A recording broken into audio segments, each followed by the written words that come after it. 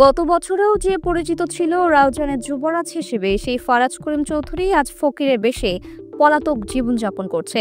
যে পরিবারের ক্ষমতার দাপটে থর থর করে কাঁপত চট্টগ্রামবাসী, তারা আজ মানুষের সামনে বের হতেও ভয় পাচ্ছে। এ যেন আল্লাহর বিচারের এক চরম উদাহরণ। তবে খুব বেশি দিন হয়তো লুকিয়ে থাকতে পারবে না ফারাজ করিম চৌধুরী। তার দেশ ত্যাগে নিষেধাজ্ঞা দিয়েছে আদালত, এমনকি যে কোনো সময় গ্রেফতারও হতে পারে ফারাজ। তার বাবা ফজলে করিম চৌধুরী ভারত পালাতে গিয়ে আগেই গ্রেফতার হয়েছিল।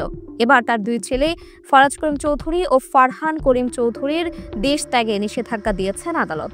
ক্ষমতার অপব্যবহার করে অর্থ লুটপাট, দরপত্র নিয়ে বাণিজ্য, শিপ ব্রেকিং ব্যবসায়ীদের কাছ থেকে চাঁদা নেওয়া সহ বিভিন্ন অনিয়ম দুর্নীতির অভিযোগ রয়েছে ফজলে করিম ও তার পরিবারের সদস্যদের বিরুদ্ধে।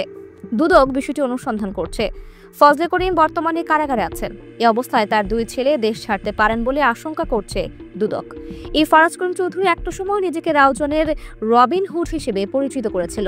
একদিকে তার পরিবার মিলে লুটপাট দুর্নীতি করে জমিয়েছিল টাকার পাহাড়, অন্যদিকে ফারাজ করিম চৌধুরী তা থেকে কিছু দান করে নিজেকে দানবীর হিসেবে উপস্থাপন করত। তবে এই ফারাজেরই ছিল নিজস্ব টর্চার সেল এবং আদালত।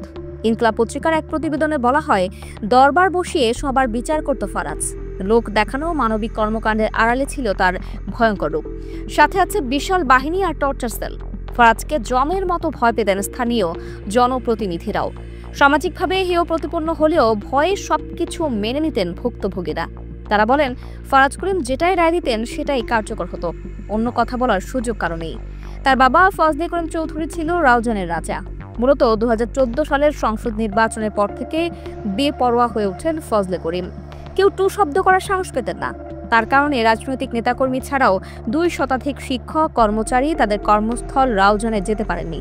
ফজলে করিমের 70 থেকে 80 জনের একটি বাহিনীও সক্রিয় ছিল। সারা দেশের মধ্যে রাউজান ছিল আলাদা। এখানে তার কথাই ছিল শেষ কথা। ভয় এতদিন কেউ মুখ খুলতে পারেননি। প্রচন্ড ক্ষমতাধর এই পরিবারের পতন যে এভাবে হবে তা কল্পনা করেনি অনেকেই।